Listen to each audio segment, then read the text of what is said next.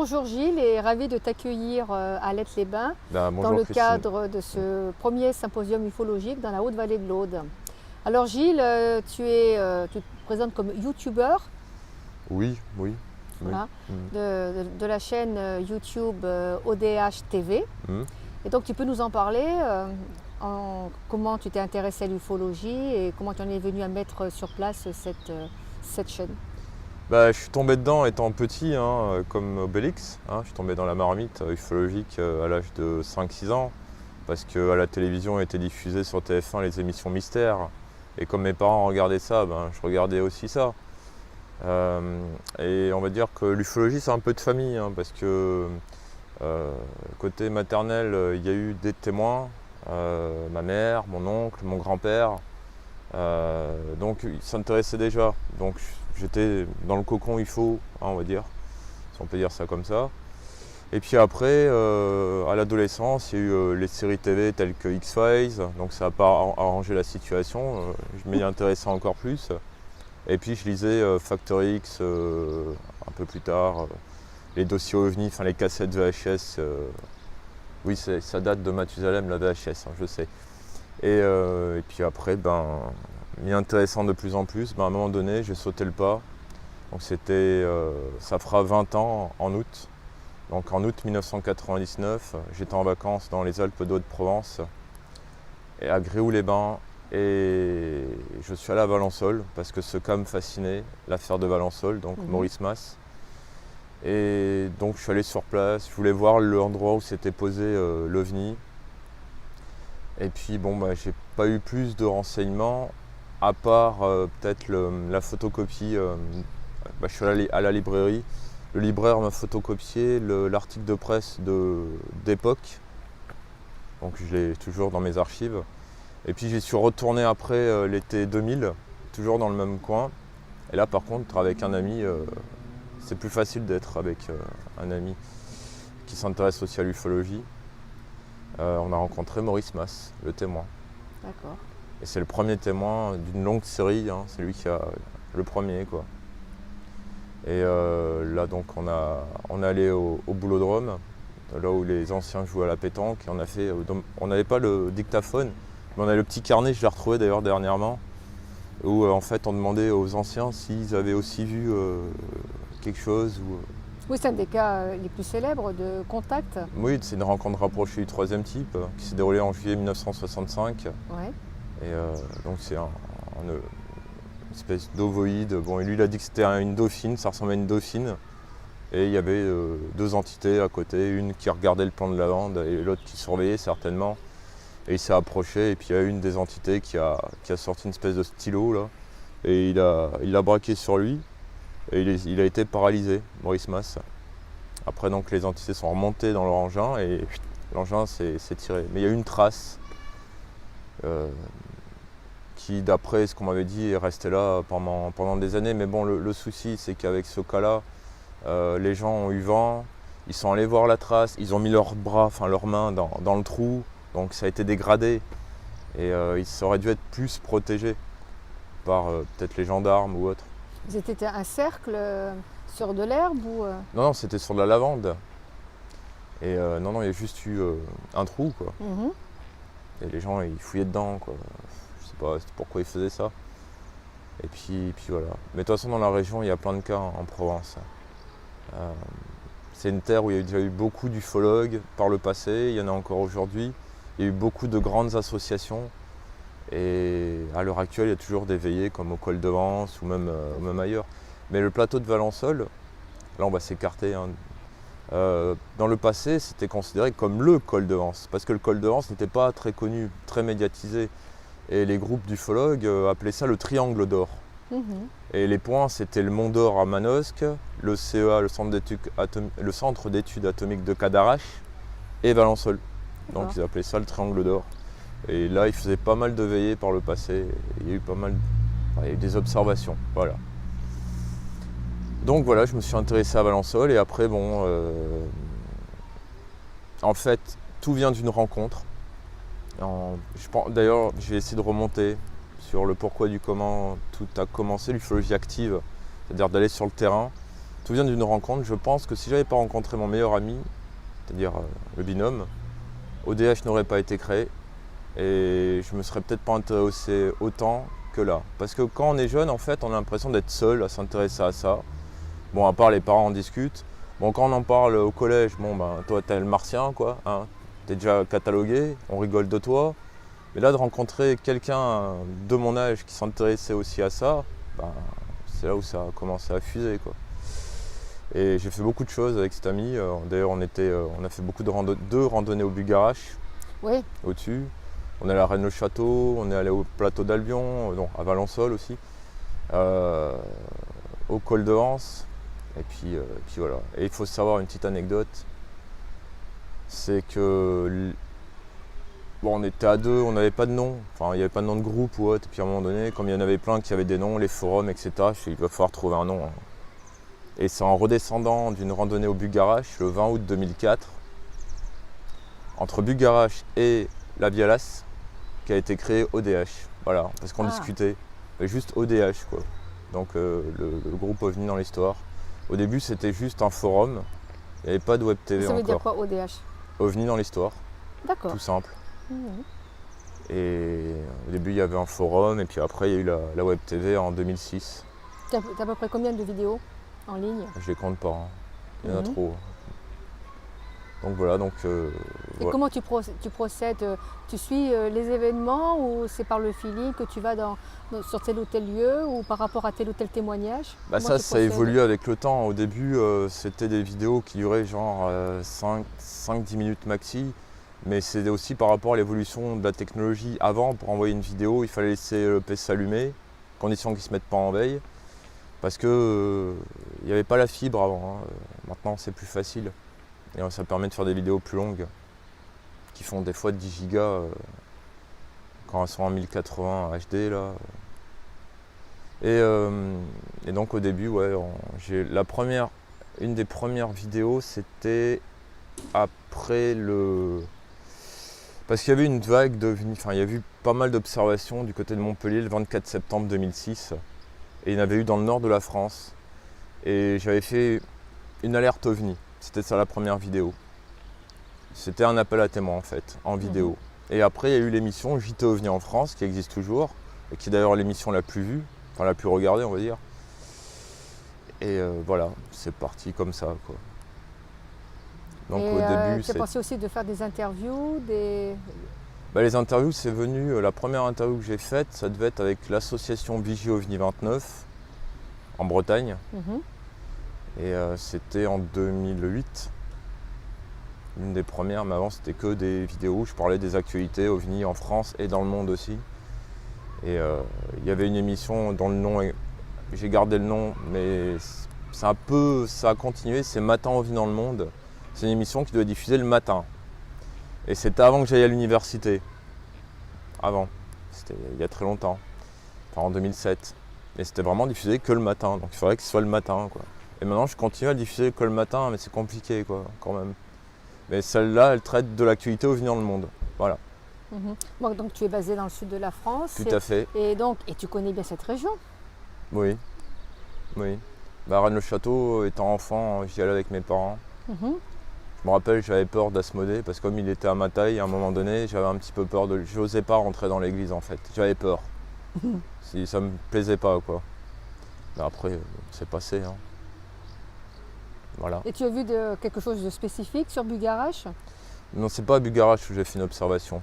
Je pense que la plus grande observation, mais j'en ai fait d'autres, c'était le 21 janvier 2010. Donc j'étais à Perpignan. D'ailleurs, je suis passé dans la presse aussi, parce qu'on cherchait d'autres témoins. Mhm. Et il y a eu énormément de témoins. Et pas qu'à Perpignan. Il y en a eu à Perpignan, à Gruissant et à Béziers. Donc ce qui a été vu devait être quand même assez lumineux, parce que Béziers, c'est quand même loin de Perpignan. Et en fait, c'est simple, je peux t'en parler si tu veux. Oui. Donc c'était un soir où parce que je faisais des lives en fait, avant, via des plateformes de stream, comme Livestream. Parce qu'avant, Facebook et YouTube ne faisaient pas de live, hein. Oui, c'était une autre époque, hein.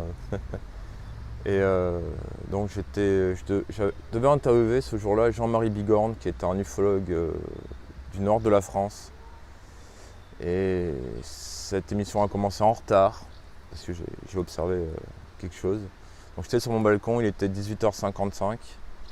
Et j'ai observé, alors au début j'ai cru que c'était un feu d'artifice. Je vois une espèce de lumière au loin, un peu orangée. Et d'un coup il y a eu 6 lumières, enfin il y a 3 lumières à droite, il y en a eu 3 et là il y en avait 4. Pardon. À gauche et à droite, voilà. Et elles se sont mis parallèles à l'horizon. Ça faisait comme des boules lumineuses orange.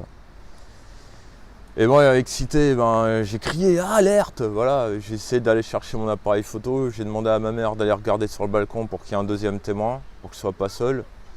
Et il n'y avait pas de place sur la carte SD. L'autre appareil photo, il n'y avait plus de batterie. Donc j'ai pas vu vraiment le phénomène, qu'est-ce qu'il a fait, parce que j'étais en train de courir, etc. chez moi pour essayer de trouver quelque chose pour réussir à filmer. Et quand je suis revenu, en fait ça faisait un balai, c'est-à-dire il y avait 2 groupes, donc les 3 lumières là, et ça faisait ça dans le ciel, comme la balançoire. Et après ça s'est résorbé en un seul point, comme c'est arrivé. D'accord. Bon là j'appelle les copains de Perpignan. Alors j'avais un ami qui est conducteur de bus, il était dans le bus, il a vu le phénomène avec tous les passagers du bus. Un ami à lui qui est aussi conducteur de bus, il était plus loin sur la route, il l'a vu aussi. Donc c'est pour ça qu'il y a beaucoup de témoins en fait à cette observation. Mais eux ils n'ont pas vu la même chose en fait, c'est ça qui est curieux. Et donc surexcité, voilà, là j'avais pas besoin de café quoi, j'étais, comme tu sais je bois beaucoup de café. Mais ensuite, à 19h15, ça réapparaît. Et là, ça s'est éclairé d'un coup dans le ciel de Perpignan. Il y avait 4 spots en arc de cercle. D'un coup, ils sont éclairés, puis ils sont partis vers la droite, et ils se sont résorbés, quoi. Ça s'est éteint. Et là, je sais que l'ami conducteur du bus, après le boulot, il est parti en veillée en direction de Canet, parce que c'était vers Canet-en-Roussillon. Ça semblait être par là. Et lui aussi, il n'a pas arrêté de faire des veillées tous les soirs, en espérant que ça se remanifeste pour filmer. Parce que personne n'a filmé, c'est ça qui est dingue, quoi. Et ça t'est répertorié dans la presse? Oui. D'accord. Il n'y a pas eu forcément d'enquête du GEPAN, parce qu'il n'y a personne qui allait en gendarmerie déposer son témoignage. Et puis voilà, maintenant quand on demande à un Perpignanais, tu te souviens du 21 janvier 2010 ? Par contre, tu te souviens de la finale du bouquier Brennus il y a 10 ans? Alors là, ils s'en souviennent, oui, mais le 21... Justement, comment tu vois l'avenir de l'ufologie? Tu penses qu'il y a un regain d'intérêt ou au contraire que... J'avouerai que sur l'avenir de l'ufologie, je suis un peu devenu pessimiste avec le temps. Parce que moi, je fais de l'ufologie de terrain.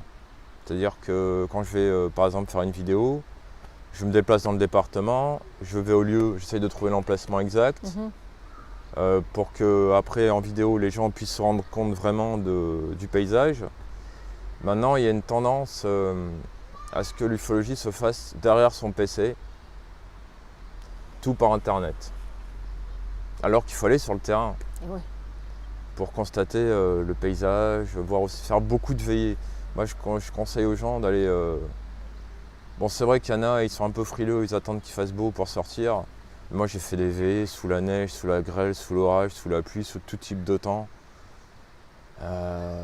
Au col de Vence, en février, il y a souvent de la neige. Et il fait des fois moins 9 degrés là-haut. Il y a toujours autant au col de Vence qui font des veillées? Il y a plusieurs groupes au col, ça tourne, on va dire. Il y en a qui arrivent, il y en a qui repartent. Il y en a comme ils voient rien, ils y vont plus. Il y en a aussi, ils voient rien, ils y reviennent. Non, c'est variant. Il y a des gens qui sont là depuis des années, qui se demandent et qui se posent beaucoup plus de questions qu'au début où ils ont commencé l'ufologie. Mais ce qui est bien quand on fait une veillée, c'est que c'est du partage. On parle beaucoup. C'est un peu comme un symposium, comme ici. C'est vrai, Il y a beaucoup d'échanges. Parce qu'il y a les rencontres. Il y a par exemple le conférencier qui parle, qui présente son sujet. Mais il y a beaucoup de rencontres dehors. Parce que si tu remarques, je ne sais pas si tu as remarqué hier, il y avait beaucoup de personnes dehors qui discutaient. Hein. Bien sûr. Et c'est là où se fait les rencontres Tout et à les fait. réseaux. Donc quant à l'avenir de l'ufologie, je pense que j'ai le même constat que les anciens, enfin ceux que j'ai interviewés, dans le cadre des mémoires de l'ufologie avec l'OSO donc, enfin partenaire avec l'OSO. Il manque la relève. Bon, moi j'ai 34 ans, à une époque j'étais considéré comme la relève, mais maintenant c'est plus trop ça. Ils sont où les jeunes de 20 ans? Et on essaye de les trouver. Parce que c'est eux qui prendront le relais, un de ces quatre. Hein. On passera le relais, c'est tout. Hein. C'est ce que je dis souvent. Hein. Tout ufologue qui arrive ou qui arrive doit transmettre un jour le flambeau aux jeunes. Moi, il y en a qui me l'ont un peu transmis. Après, il faudra que je transmette. Bon, ben, espérons que on trouvera cette relève. C'est un peu comme d'ailleurs Rennes le Château, tous les autres grands mystères. Mais ça vient à un moment donné. Bon, ben, je te remercie beaucoup, Gilles. Je peux un instant, je suis désolé, je voulais rajouter quelque chose. En fait, au DHTV, ou même ce que je fais, c'est que j'entends énormément de personnes qui ont des théories à elles-mêmes ou générales. Et je pense que le message que je veux transmettre, enfin, j'en ai deux. Le premier, c'est que je fais ça dans la neutralité. C'est-à-dire que tout à l'heure, je vais t'interviewer, je vais en interviewer d'autres aussi. Tu vas me parler de tes théories ou de tes opinions. Ce sont tes opinions. Ça veut dire que je ne suis pas influencé par celui que j'interviewe. Je fais ça dans la neutralité, c'est-à-dire que l'ODHTV ne prend pas position pour une théorie, n'est pas influencé, comme j'ai dit, par les théories, par les ufologues ou les passionnés. Et on fait ça juste pour transmettre. On ne demande pas de dons, mais pas du tout. Et c'est parce qu'on part du principe qu'en fait, dans l'équipe de DHTV, parce que c'est une équipe hein, maintenant, hein, on n'est plus 2 personnes, hein, on est une dizaine à peu près. D'accord. Et de divers horizons, diverses régions. Il y a le Québec aussi, depuis pas mal de temps. Et il y a eu la Belgique aussi, il fut un temps. Et voilà, en fait, c'est juste pour transmettre, pour donner. Parce que quand un témoin fait une observation, il voit quelque chose de bizarre dans le ciel. Il ne va pas se demander combien je vais gagner en voyant ça. Il va se demander qu'est-ce que j'ai vu. Il va rester dans un questionnement et bon, bah, s'il n'y a pas d'enquête, il va rester dans un questionnement à vie. Parce qu'il ne sera pas, on va dire, pas soutenu mais aidé. Ou, parce qu'il y a des témoins, bon, hélas, qui virent dans je suis l'élu, c'est pour moi, etc. Il y en a, ils sont comme ça, parce qu'ils n'ont peut-être pas eu il n'y a pas eu d'enquêteur qui est pas un soutien, j'arrive pas à trouver le mot là. Bon. Après la deuxième chose que j'aurais à dire, c'est que on en a parlé en off, on va en parler. La Gazette TV, ODHTV, une autre personne doit nous interviewer à 3, enfin voilà, pas à 3 dans l'Aube, hein, à 3, hein, ou en Grèce. Il n'y a pas de concurrence en ufologie. En fait, toute personne à l'heure actuelle qui a une web TV participe sans le savoir aux mémoires de l'ufologie. Parce que tout ce qu'elle réalise un jour, dans le futur, dans 40, 50 ans, les jeunes verront ça, ce sera un peu leur bibliothèque pour comprendre comment marchait l'ufologie d'aujourd'hui en 2019 ou en 2020. Et peut-être, si on peut donner un coup de pouce pour les jeunes générations, c'est le plus important. Parce que nous, on fait que passer, hein, c'est tout. Hein. Donc voilà, c'est ce que j'avais à dire, il n'y a pas de concurrence. Ceux qui pensent qu'il y a une concurrence, faites une pause, ça ira mieux. Passons le témoin. Merci Gilles. De rien. Et à bientôt. À bientôt, au revoir.